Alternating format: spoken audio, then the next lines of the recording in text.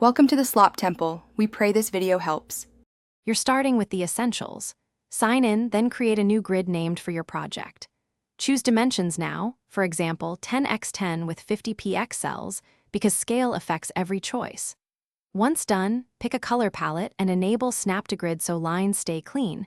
Set the number of layers to separate sketching from final art. Make sure autosave is on. It avoids lost progress and keeps you ready to move into detailed work. Now you build the layout. Block in major shapes on a low-opacity base layer so proportions read early. Once that works, add layers for midtones and details. This keeps edits non-destructive and organized. Use masks to hide corrections instead of erasing. That way you can restore strokes quickly.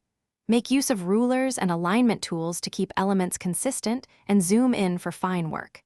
As you proceed, toggle grid visibility to test finish by cleaning and exporting. Hide helper layers, then merge visible layers for a final image, but save a layered file for future edits. Export in the format you need: PNG for raster, SVG for vector-like shapes, and confirm DPI and color settings before saving. If you see blurring or artifacting, don't panic. Undo recent merges or reopen the layered copy and inspect layer blending modes and opacity. Make sure to re-export after fixes so your final file is clean and sharp. Thanks for watching. Consider subscribing if we helped you.